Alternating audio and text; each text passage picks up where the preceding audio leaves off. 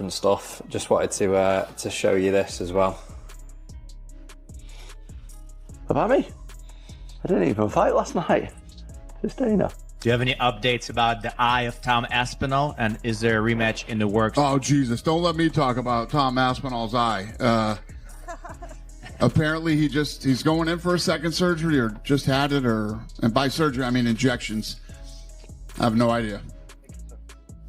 Get a quote from him. God forbid I say something about it. Go ahead. Weird, Dana.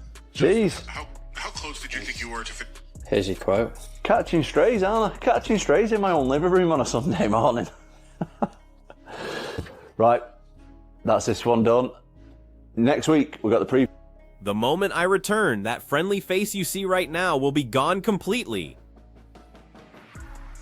The reports are out. UFC asked Tom Aspinall to vacate the title until he was ready to go. And he said he'd be willing to vacate the title as long as they released him. Now, that opens the door so he can go ahead and box. This is a really weird situation. The heavyweight division is just a total shit show right now. And it's been a shit show since the John Jones coming in, not wanting to fight, the interim champion, which was Tom Aspinall at the time, and then fighting Stipe. No disrespect to Stipe, but it was just, John had something in mind, and the UFC didn't squash that. They allowed that fight to happen, and it just led into this thing where the heavyweight division's been on hold since the John Jones, what do we call it? Bottom line is, Jailton Almeida is gone.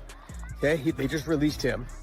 Tom Aspinall, if he is gone, John Jones doesn't seem like he's coming back, especially not to the heavyweight division. We have a mess. We have a disaster on our hands. The heavyweight division and the 205-pound division, the light heavyweight division, both weight classes are the worst that they've ever been. And these used to be the pillars. This used to be what would carry the promotion. When the merger of Strikeforce and the UFC happened, the heavyweight that had ever been. And the light heavyweight division, honestly, the UFC was built off of the light heavyweight division. This is wild to me, man. The 135, 145, 155, and 170 right now are of MMA and definitely carrying the UFC. More to come. Right, and I'm not defending Tom because I'm a friend of his, and I don't really even talk to Tom very much. We're not even friends like that. I was always an admirer of Tom's work, and I believed in his potential. A lot of people are talking shit because against Cyril Gane. Forget everything you think you know about potential. Tom Aspinall isn't just some fighter chasing money like everyone assumes. You're missing what's really happening here. This guy has fight intelligence that's off the charts and power that can end careers. But here's what nobody wants to admit. Sometimes a real champion's toughest fight isn't against another man. It's against the system trying to control him. If you want to understand why the UFC should be worried, you need to see why he's ready to cause serious problems. I think you're allowed to say, whoa, never mind the fight, I can't see. And then the crowd turned on him. And then this is where a lot of people are saying that he's milking it. Okay, after the fight, they showed footage at the hospital and getting looked at by the doctors, and everyone was like, oh, you're milking it, you're milking it. And then I'm going to go through some of the comments on Twitter in a minute. The same kind of thing there, right? And maybe he was, right? Maybe there was a little truth to that, because I understand it, by the way, because he wants to show the world, hold on a minute, I'm the victim here. I'm the guy that got poked in the eye. I'm not the person out there that's committing the fouls. I had two fingers. You saw the crowd turn. All this talk about being taken advantage of mine, that's where the real war is happening. The second you start playing victim when you're already fighting an uphill battle, you've lost the mentality that makes champions. Eye poke after eye poke. This is about that killer instinct that separates winners from everyone else. You want out of your UFC contract because you're tired of the politics. Let's run it back. And I was dying to, because the fight was a close fight. And yeah, Tom's nose was busted up and Cyril Gane was looking really good. But as fans, is that not what we want? Do we not want to see exciting fights? Do we not want to see back and forth competitive matchup? You got knocked down, you got back up, and deep down you loved every second of that brutal exchange. That's the kind of raw authenticity that hooks people and shows who really belongs in this unforgiving business. But remember this while you're getting caught up in the excitement, a fighter like Tom Aspinall is calculating everything. He's thinking way beyond the crowd's reaction. Fight IQ isn't just about dominating in there, it's about understanding the real cost of every injury, every brain trauma. When a top contender considers walking away, that's not giving up. That's usually the smart choice of someone who knows his value and recognizes when the payoff doesn't justify the ultimate price. He's looking past his next broken nose, and you should be too.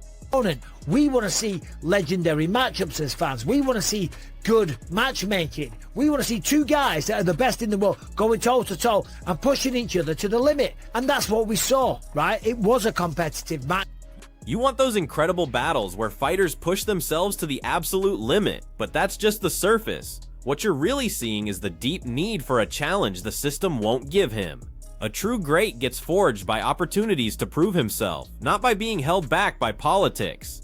That's exactly why he's looking for freedom. Understand this clearly. The toughest opponent isn't standing across from you. It's the cage that keeps you trapped. This is what a lot of the public fan base has had to say. Now, granted, this is on Twitter, right? And we know Twitter is a bit of a cesspool of negativity and toxicity, right? I'm sure if we looked at the Instagram comments, it'd be a little more positive. But look at these guys. First of all, Grok, is this real? Come on, man. You really think the heavyweight champion of the world is out there? He's going to fake something like this? He's going to put some, like, I don't know, eye drops in his eyes and be playing a whole stunt? No, we all saw the eye pokes. We all saw the aftermath. We all saw the fallout. We all saw the appointments with the doctors. And now we're seeing 4 months later the fact that he's had surgery. You saw that sickening injury, the endless painful recovery, the surgery, and you still sit there talking nonsense about games and fake drama. This isn't entertainment. This is a man's complete livelihood, his actual body, his entire future on the line every single time he steps into that octagon. It's not just ignorance, it's a direct slap to the face. Every champion bleeds for those moments, and there it is, that brutal disrespect. This is exactly why someone like Tom Aspinall feels the way he does. A warrior starts to question everything. It's not. Shattered bones aren't the worst part. It's the broken trust when you give everything you have, your entire future to this sport, and people dismiss your sacrifice as completely fake. That cuts deeper than any physical damage. It destroys something inside you. It makes you wonder if any of this matters. When your heart is real, that's where it hurts most. That's what drives them to keep fighting. Tom sees the price and still chooses to pay it. That he didn't even do. If anything, people should be more pissed at Cyril Gard. And then underneath that, Tommy's milking this shit, but hey, it is what it is. He wanted out of the UFC and got his chance. Now he'll sue for a few mil, and that will be that. And we can go on all day. We can go through it, but you get the general consensus, you know? I mean, fake, they said, right, I don't know. Listen, at the end of the day, these guys are talking out their arse. What do you mean he wanted out? This man has worked his way up. The man became the interim heavyweight champion of the world by stepping up on short notice and taking out Sergey Pavlovich. All these rumors about Tom Aspinall wanting to leave the UFC let me set the record straight. You've got this completely wrong. That's not how a fighter thinks. This is someone who walked into hell on short notice, faced a monster like Pavlovich, and ripped that interim title right out of his hands. That's not someone looking for an escape route. That's a predator hunting for his next target. A contender might look for easier options, but a champion like Aspinall gets driven by pure instinct for the undisputed belt. This isn't about running from the octagon, it's about owning it completely. Get this through your head. Real champions don't want to leave. They live for the next war. They want every single fight they can get. Right? And that's what he's done to the majority of his opponents. And yeah, you know, he had a couple of things that week with the DC and saying he was going to boxing and all that type of stuff. But at the end of the day, the fight was looking like a really, really good one. Now, I was excited for the rematch, and there's still been no talk of a rematch. Because, of course, there hasn't. How can you have a rematch when one half of the matchup is still going through medical clearance, still trying to get his vision back? And in fact, if you read out the actual statement from the doctor, this was an Instagram post, and this is what was written, but it was like written in third person. I think Tom shared it or something like that. It says, after his highly publicized eye poke injury. Forget all the rematch speculation. This goes way deeper than scheduling. This is about the sport literally stealing a man's future. You heard correctly, waiting for medical clearance, vision problems. This is completely real, brutal price to pay. This is exactly why Tom Aspinall is considering his options. No compromises allowed. This game demands everything from you. Accept that reality, and here's the truth that needs to burn into your brain. Contenders fight, champions endure, but every warrior reaches a limit. When the cost becomes a lifetime of damaged eyesight, everything changes. The focus shifts beyond any championship. It becomes about controlling your fate before the sport blinds you permanently. That's the cold, hard logic behind wanting freedom. We've been working closely with him on his recovery. Following his operation on both eyes, we continue the journey to get Tom's vision back to fighting fitness, right? Now, let's talk about that. What is fighting fitness? Well, I know this very well. The benchmark for having fighting fitness is 2,200.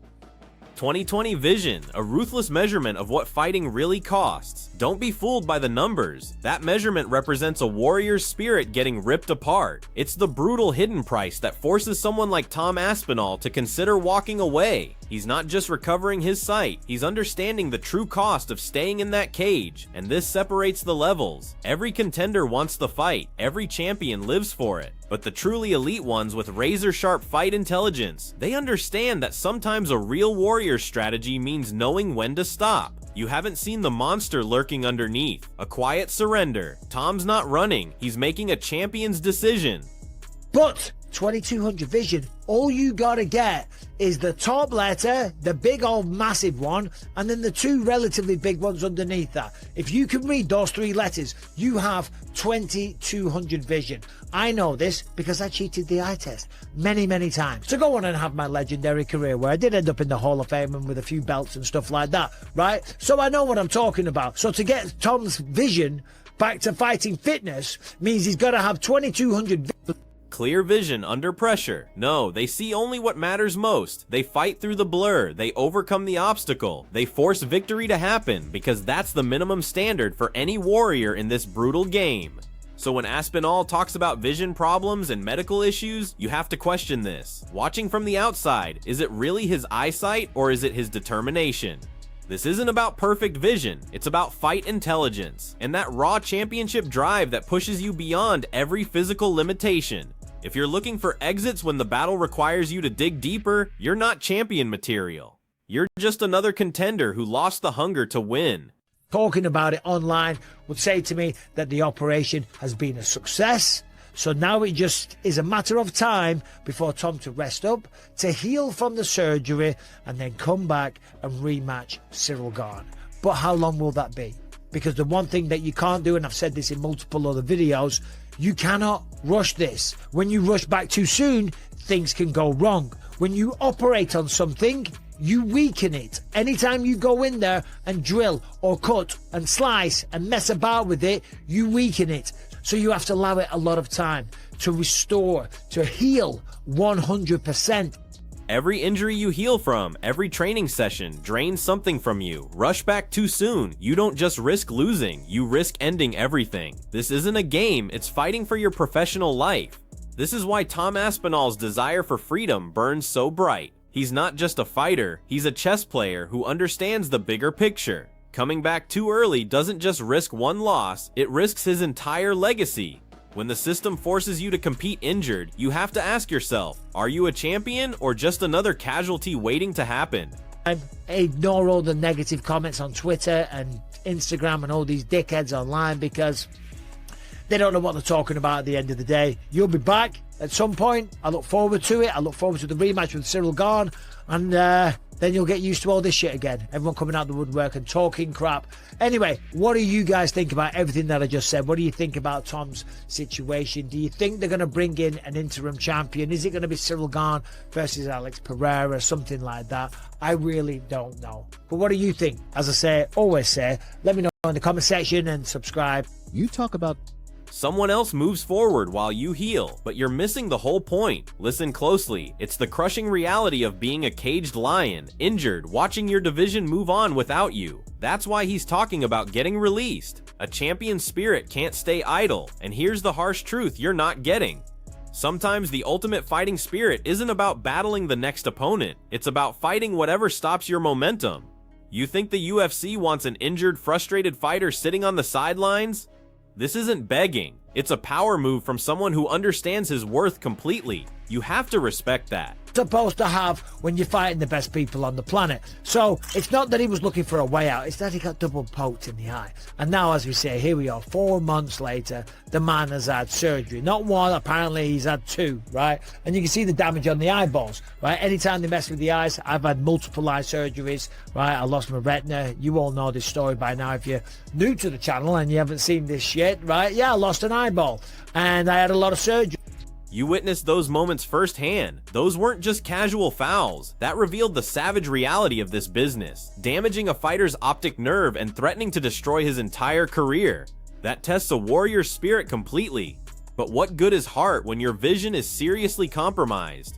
You think that's someone trying to quit?